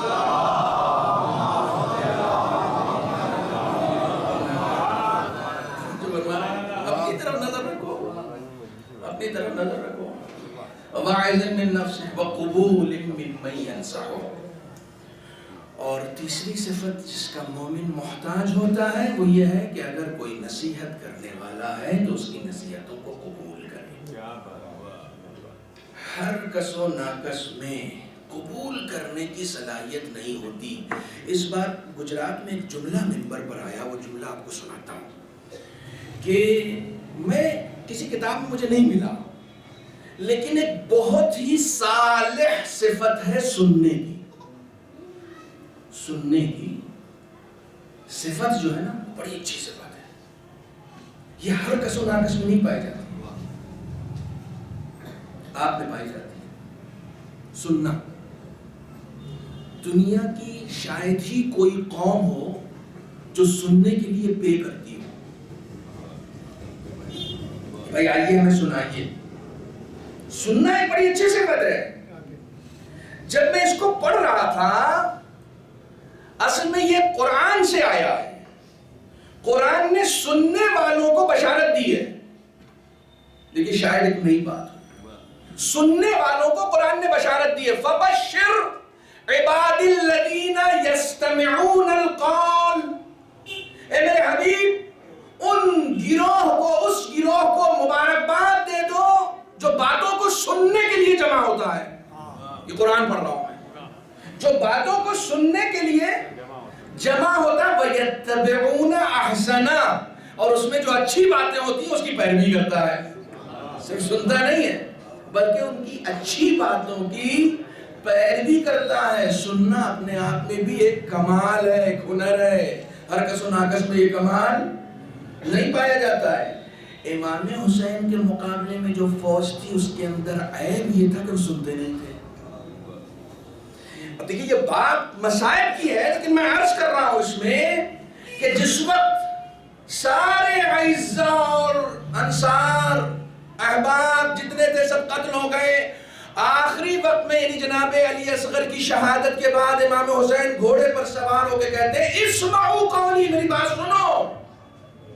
وَلَا تَعْجِلُوا بِي, مجھے قتل کرنے میں جلدی مت کرو. انی اعظکم, میں تمہیں نصیحت کروں گا. تو جب امام حسین بول رہے تھے تو یزیدی اشقیاء نے وہ ڈھول بجانا شروع کر دیا اور گھوڑوں کی ہنہناہٹ شروع کروا دی تاکہ شور ہو جائے, اور اس شور میں حسین کی آواز ہم تک نہ پہنچے. تو امام حسین نے فرمایا یہ تم اس لیے کر رہے ہو کہ قد ملئت بطونکم من الحرام, تمہارے پیٹ مالے حرام سے بھر چکے ہیں. سنتے وہی لوگ ہیں جو حلال زادہ بھی ہوتے ہیں اور حلال خور بھی ہوتے ہیں. وہ لوگ نہیں سنتے کہ جو حرام خور ہوا کرتے ہیں. صلوات پڑھیں. یہ اپنے آپ میں ایک اچھی صفت ہے سننا. وقبول ممن ينصح, اگر کوئی نصیحت کر رہا ہے تو اس کی نصیحتوں کو سنو. بات شروع یہاں سے ہوئی تھی کہ جب ہم اپنی زندگی کا ٹارگٹ سیٹ کر لیتے ہیں تو ایک کامیاب زندگی گزارتے ہیں. ایک کامیاب دنیا بھی کامیاب ہوتی ہے اور آخرت بھی کامیاب ہوتی ہے, کیونکہ ٹارگٹ سیٹ ہے. مجلس میں جا رہے ہیں تو کیوں جا رہے ہیں, مجلس سے اٹھ کے آ رہے ہیں تو کیوں آ رہے ہیں. جی کئی مرتبہ کسی مجلس سے اٹھ کے آنا پڑتا ہے. اگر کہیں پر بھی آپ کو کوئی بات ناحق سننے کو مل جائے تو آپ کی شریعت آپ سے کہتی ہے ٹوکو. نہیں ٹوک سکتے تو وہاں سے اٹھ جاؤ. شریعت. کوئی آپ کے سامنے غیبت کر رہا ہے, آپ اس کو روکیے. نہیں روک سکتے تو وہاں سے اٹھ جائیں. اٹھنا بھی عبادت ہے. توجہ فرمائیں. زندگی میں ٹارگٹ ہے, جو کچھ بھی کریں گے وہ قربتاً اللہ کریں. میں اپنی گفتگو کو سمیٹ رہا ہوں, ختم کر رہا ہوں. جو کچھ بھی کریں گے قربتاً اللہ کریں. میں یہیں سے دیکھیے, یہ تو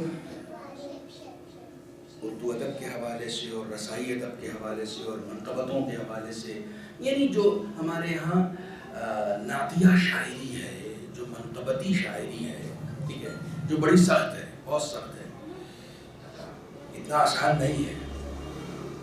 خداوند عالم کی توفیق تو اپنی جگہ ہے ہی, لیکن ہنر بھی چاہیے. بغیر ہنر کے ہنرمندی آتی نہیں ہے.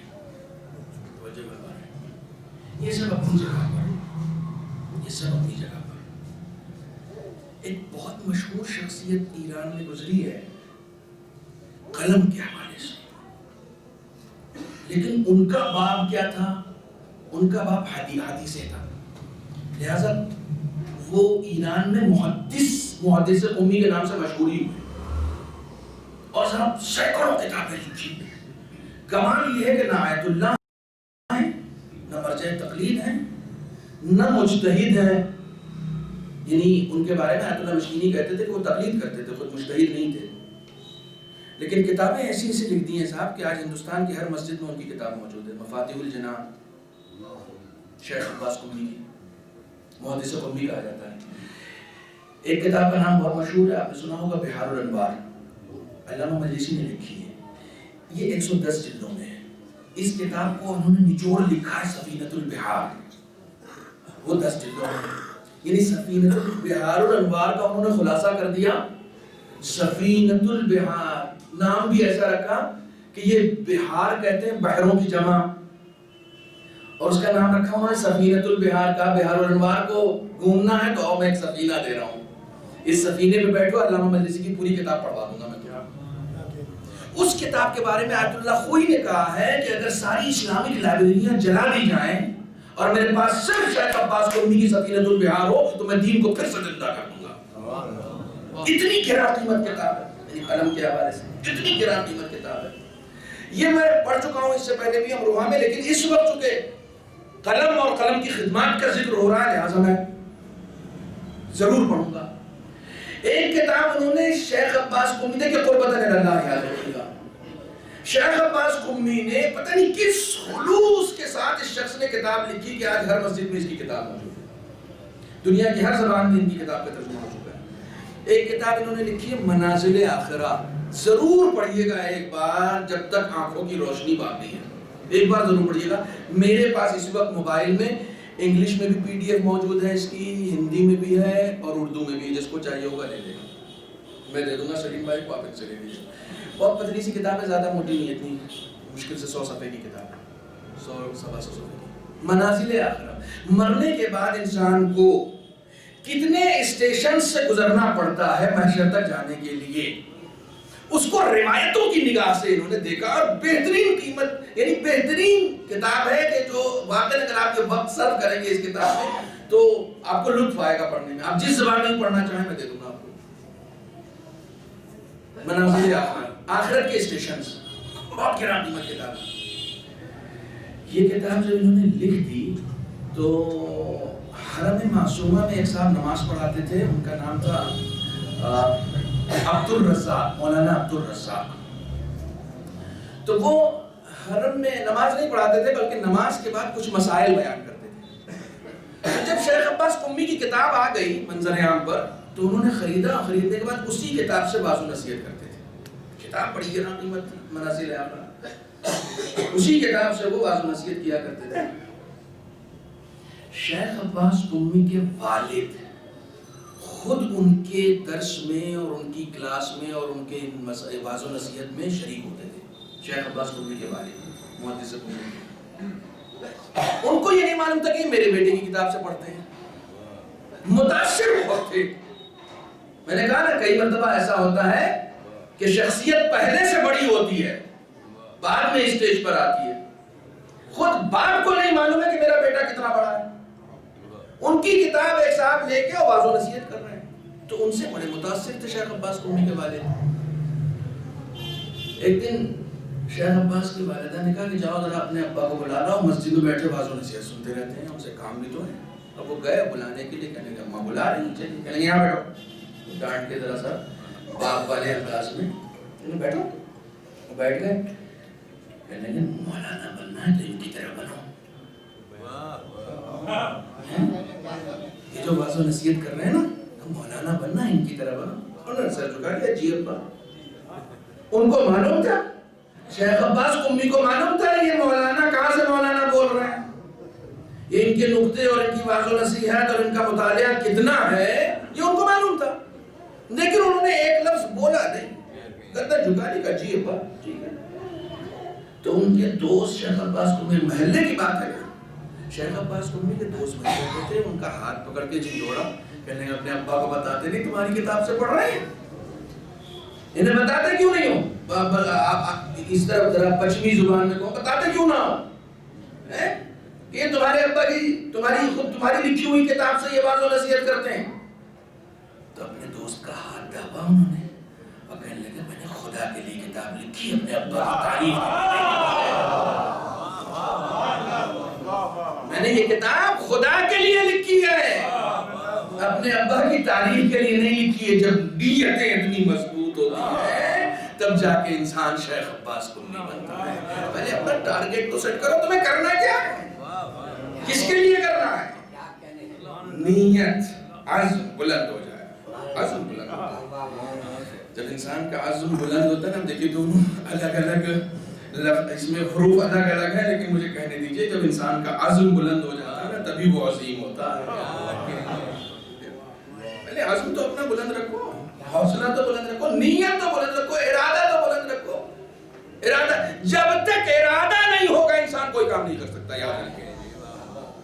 کوئی بھی انسان غالب ایک دن میں نہیں بنتے، میر انیس ایک دن میں نہیں بنتا، کوئی مرزا کبیر کوئی ایک دن میں نہیں بنتا ہے، ارادہ رکھنا پڑتا۔ میں آپ سے پوچھوں، آپ اپنے گھر سے یہاں تک آئے ہیں امام باڑے تک، یہاں گھر سے یہاں تک کتنے پیڑ تھے؟ میں پوچھوں آپ سے، گھر سے یہاں تک آپ کے کتنے پیڑ تھے؟ آپ کہیں گے مولانا یہ کون سا سوال ہے، ہم مجلس میں آ رہے ہیں، پیڑ کتنے آ رہے ہیں؟ آپ یہی تو جواب دیں گے نا۔ لیکن میں کہوں کہ میں پھر دوبارہ جب آؤں گا تو آپ کو پتا ہونا چاہیے، تو جتنے آئیں گے سب کو پتا ہوگا۔ کیوں؟ کیونکہ بات شروع ہی وہاں سے ہوتی ہے جب کوئی کام کا ہم ارادہ کر لیں۔ جب تک ہم ارادہ نہیں کریں گے اس وقت تک کچھ نہیں ہو سکتا۔ پہلے نیت طے کرو، کرنا کیا ہے اور کیوں کرنا ہے۔ کوئی بھی شخصیت ایک دن میں نہیں بنتی جب تک اپنے ارادے کو مضبوط نہ بنائے، اپنی نیتوں کی اصلاح نہ کرے۔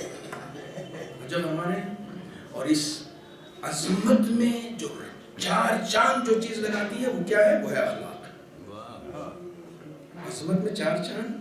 دیکھیے جناب علی اکبر کے لیے امام حسین نے ایک جملہ کہا تھا، اللہم اشہد، دیکھیے یہیں سے میں رکھتے مسائب دینے کی کوشش کر رہا ہوں، اللہم اشہد علی ہؤلاء القوم قد برز الیہم غلام اشبہ الناس خلقا وخلقا برسولک۔ پالنے والے گواہ رہنا، اب ایک ایسے جوان کو اس قوم کی طرف بھیج رہا ہوں جو خلقی اعتبار سے یعنی صورت کے اعتبار سے بھی رسول سے مشابہ ہے، اور خلقی اعتبار سے یعنی اخلاقیات کے اعتبار سے بھی رسول سے مشابہ ہے۔ ایک جملہ مجھے کہنے دیجئے، یہ جملہ امروہہ میں ہرگز ضائع نہیں ہوگا۔ صورت علی اکبر کی خدا نے رسول جیسی بنائی تھی، لیکن سیرت علی اکبر نے خود رسول جیسی بنائی۔ مجھے معلوم ہوتا ہے صورت خدا نے بنائی تھی لیکن سیرت علی اکبر نے خود بنائی ہے۔ جب علی اکبر کو خدا نے رسول جیسا چہرہ دے دیا نا تو علی اکبر کو شرم آئی کہ چہرہ تو رسول کا پا لیا، پھر اب کردار رسول کے علاوہ اور کس کا رکھ سکتے ہیں، اخلاق رسول کے علاوہ اور کس کا رکھ سکتے ہیں۔ تو اخلاقی اعتبار سے بھی اتنا قریب کر دیا کہ کسی اور نے نہیں، وقت کے امام نے سند دے دی کہ تیری صورت بھی رسول کے جیسی ہے اور سیرت بھی رسول کے جیسی ہے۔ یہ ہے اخلاق کا لوہا، یہ ہے اخلاق کا لوہا۔ اخلاق کربلا میں اخلاقیات، میں نے پورا کشرہ پڑھا ہے کربلائی اخلاقیات، آپ کو کہیں نہ کہیں مل جائے گا۔ کربلا میں اخلاقیات کی قدر ہے، قدر اخلاقیات ہے۔ آج آپ لوگ تو مقامی لوگ ہیں، ہم لوگ تو باہر سے آتے ہیں۔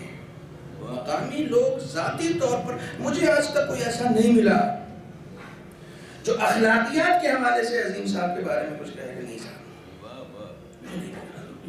واقعی اپنے آپ کو خوش خلق بنانا یہ سیرت محمدی ہے۔ نعت کہنا اسی وقت کمال ہوگا جب کردار رسول کو بھی اپنایا جائے۔ اہل بیت کی منقبت کہنا اسی وقت کمال ہوگا جب اخلاقیات اہل بیت کو اپنی زندگی کا حصہ بنایا جائے۔ یعنی صرف زبان کام نہیں کر رہی ہے، زبان کے ساتھ ساتھ کردار بھی کام کر رہا ہے، کردار بھی کام کر رہا ہے۔ کیا سنگم ہے، کیا سنگم ہے۔ اخلاقیات کے اوپر ایک کتاب لکھی گئی ہے، ملا نراقی نے لکھی ہے، اردو میں ترجمہ ہو چکا ہے، بعض کو ایجنسی میں مل جائے گی۔ جامع السعادہ ان کے والد نے لکھی تھی، جامع السعادہ یعنی جامع السعادہ والد کی لکھی ہوئی، معراج السعادہ بیٹے کی لکھی ہوئی، دونوں باپ بیٹے نے اخلاقیات کے اوپر کتاب لکھی۔ جامع السعادہ کا تو نہیں معلوم، لیکن معراج السعادہ کا ترجمہ ہو چکا ہے۔ جب ملا نراقی نے یہ کتاب، اخلاقیات کی کتاب، جب ملا نراقی نے کتاب لکھی، بہت جلدی میں سنا رہا ہوں، شاید آپ سن چکے ہیں، ملا نراقی نے جب کتاب لکھی نا تو یہ عراق گئی یہ کتاب، مراجع کے یہاں۔ آیت اللہ بحر العلوم اس وقت مرجع تھے، ان کے پاس وہ کتاب گئی، انہوں نے الٹ پلٹ کے دیکھا، بہترین کتاب، انہوں نے اپنے شاگردوں کو نصیحت کی کہ میری طرف سے وصیت ہے کہ تم لوگ یہ کتاب ضرور پڑھنا، بہترین اخلاق کا مرصع ہے کتاب۔ بچوں نے خوب پڑھی، لیکن کچھ زمانے کے بعد ملا نراقی نجف گئے۔ نجف گئے تو سارے علماء ملنے آئے، اتنی عظیم کتاب کے خالق آئے ہیں صاحب، سب لوگ ملنے آئے۔ تو بحر العلوم صاحب مرجع تھے، وہ تو آئے نہیں، لیکن یہ گئے تو شاگردوں نے کہا وہ تو آپ سے ملنے نہیں آئے۔ کہنے کہ کیا مطلب، جو ملنے آئے گا صرف ہم اسی سے ملنے جائیں گے؟ جہاں کہیں ملاقاتوں میں انا حائل ہونے لگے، آپ سمجھ جائیے کہ ان کی کتابیں جو ہیں، ان کا علم جو ہے وہ کتابوں تک محدود ہے، ابھی کرداروں میں نہیں آیا۔ تو اس کا وہ نہیں آیا تو میں بھی نہیں جاؤں، گئے ملنے گئے۔ اچھا کمال یہ نہیں ہے کہ ملنے گئے تو آیت اللہ بحر العلوم نے انہیں بھاؤ نہیں دیا۔ کسی نے بتایا کہ وہ جو آپ کو نے کتاب دیکھی تھی اس کے خالق آئے، سلام کیا، علیکم السلام، بیٹھ گئے کونے میں، تھوڑی دیر بیٹھے رہے، چائے وائے پی کے چلے گئے۔ اب آیت اللہوں کا دفتر آپ نے دیکھا، وہ چائے وائے پلا دیتے، چلے گئے۔ تو شاگردوں نے مزے لے لیے کہ آپ دیکھیے آپ سے منع کیا تھا، آپ چلے گئے۔ لیکن کچھ دن کے بعد انہیں بے چینی ہونے لگی، کہنے کہ نہیں مجھے سمجھ میں نہیں آیا ایسا رویہ کیوں تھا ان کا، لیکن میں پھر ملنے جاؤں گا۔ ایک بار اگر کسی سے ملنے میں کچھ کشیدگی رہ گئی ہے تو اس کا مطلب یہ نہیں ہے کہ اپنا دروازہ بند کر لو، اب نہیں جائیں گے۔ جہاں ہم توقعات اپنی بڑھا لیتے ہیں وہیں سے رشتے ختم ہو جاتے ہیں۔ توقعات مت بڑھائیے، آپ خود جائیے، پھر دوبارہ گئے تو اس سے زیادہ ستم، اس سے پہلے تو دیکھ کے ذرا کہہ دیا تھا علیکم السلام، اب کے وہ بھی نہیں علیکم السلام، اور غضب ہو گیا، یہ کیا ہوا؟ اخلاقیات کا مرصع آدمی، کتاب لکھی، سب کچھ۔ پھر تھوڑی دیر کے بعد اٹھ کے چلے آئے، اب نجف چھوڑنے کا وقت آ گیا۔ تو شاگردوں نے کہا کسی سے مل کے جاؤں یا نہ جاؤں؟ آیت اللہ بحر العلوم سے وہ مل کے جاؤں گا۔ کہا پھر جائیے کہ جائیے، آپ کو تو بے عزتی کرانے کا شوق ہے، جائیے۔ تیسری بار گئے تو آیت اللہ بحر العلوم کے وکیلوں نے کہا کہ وہ پھر ملنے آ رہے ہیں۔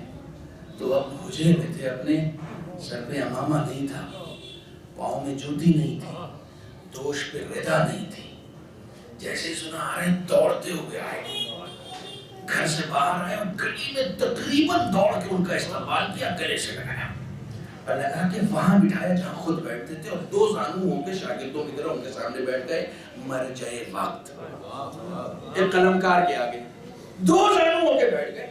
یہ حیران سرکار مجھ سے غلطی کیا ہو گئی؟ میں نے کوئی غلطی نہیں ہوئی، کہ اس سے پہلے دو بار آیا تھا عرض ادب کے لیے، لیکن آپ نے کہا نہیں، تم نے جو کتاب لکھی تھی اخلاقیات پر، وہ بڑی کیا قیمت کتاب تھی، میں صرف یہ چیک کر رہا تھا کہ صرف قلم میں طاقت ہے یا کردار میں بھی طاقت ہے۔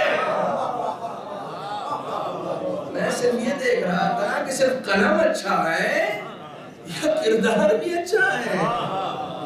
قلم اچھا کر لینا کمال نہیں ہے، قلم کے ساتھ ساتھ اخلاقیات کو بھی اچھا کرنا ہے۔ صرف قلم نہیں بولنا چاہیے، کردار بھی بولنا چاہیے۔ جب ایک نائب امام صرف زبان و قلم پہ بھروسہ نہیں کرتا تو امام کہاں صرف زبان و قلم پہ راضی ہوتا؟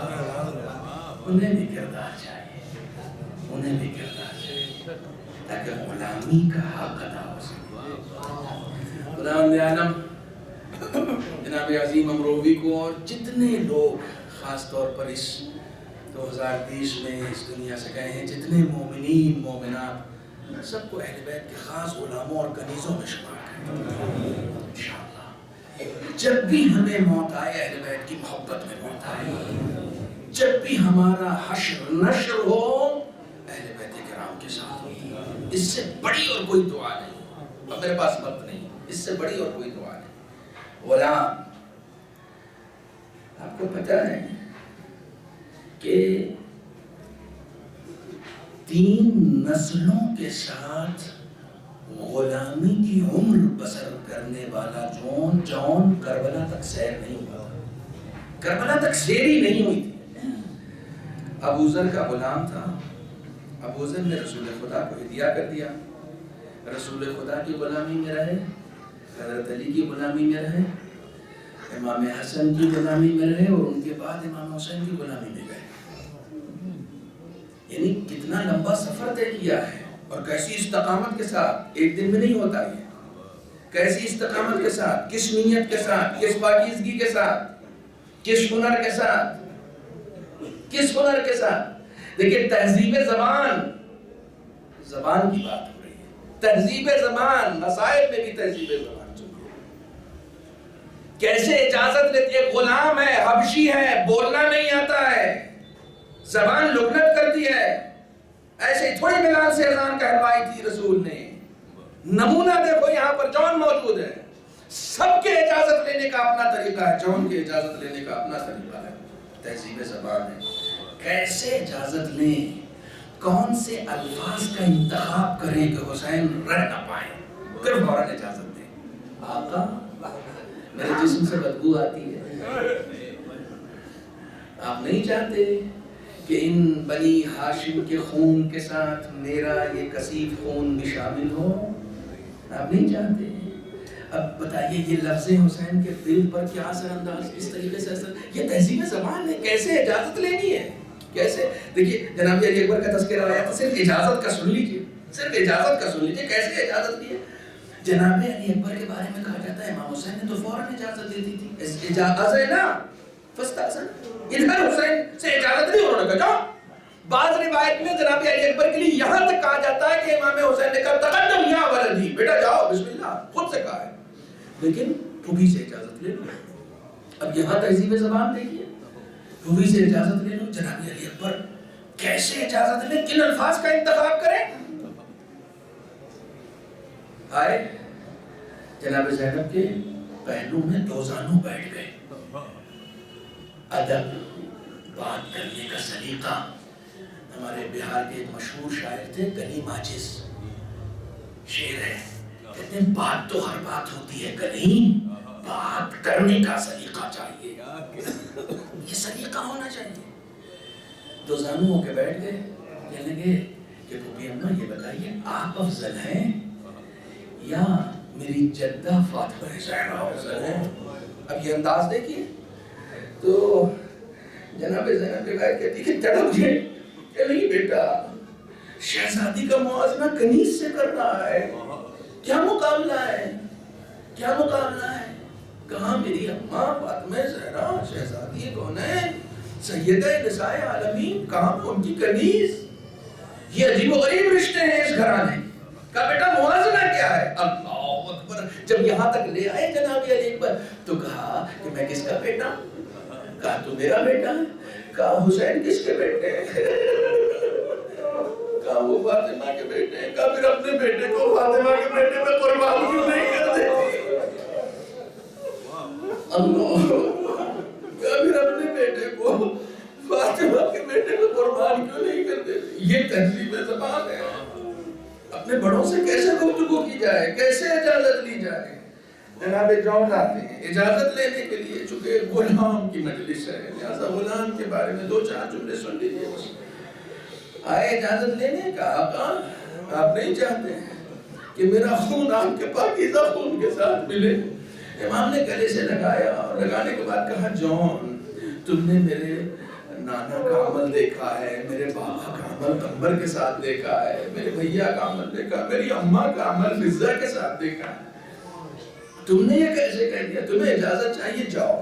امام نے اجازت دی، لیکن اب چونکہ دیکھیے کن الفاظ کے ساتھ جون نے اجازت لی تھی، تو امام حسین کو اپنے کرم کا مظاہرہ کرنا تھا کہ ہاں کہیں ایسا نہ ہو کہ جون کے دل میں کوئی خدش رہ جائے۔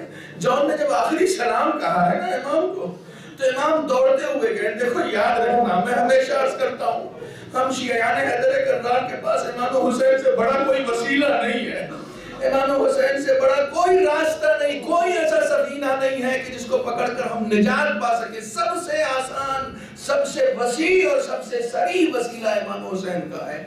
امام حسین اپنے غلام کے سرہانے پہنچتے ہیں، تاریخ کہتی ہے کہ جون کے سر کو اٹھایا، جو غلام ہوتا ہے نا اس کے ساتھ اہل بیت کا ایسا ہی کرم ہوتا ہے، اٹھا کر زانوں پہ رکھا، تو جون پوچھتے ہیں آقا مجھ سے کوئی خطا ہو گئی ہے؟ کہنے لگے جون ایسا کیوں کہتے ہو؟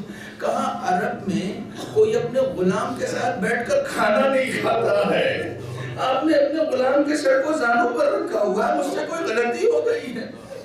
تو اب اس کے بعد ہونا تو یہ تھا نا کہ جون اپنا سر زمین پر رکھیں، لیکن امام حسین نے اپنا کرم اور بڑھا دیا، اپنا رخسار جون کے رخسار پر، اور رخسار جون کے رخسار پر رکھنے کے بعد حسین کہتے ہیں جاؤ جون اب قیامت تک تمہارے جسم سے خوشبو آئے، جاؤ نانا اپنے ہاتھوں سے تمہیں سیراب کریں گے۔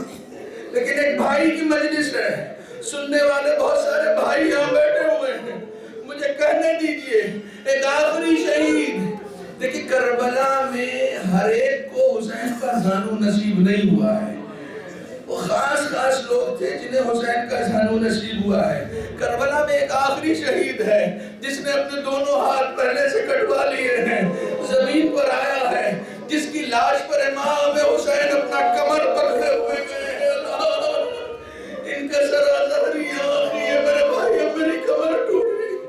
امام حسین سرانے پہنچے، تاریخ کہتی ہے جناب عباس کا سر لیا ہے اور لے کر زانوں پر رکھا ہے۔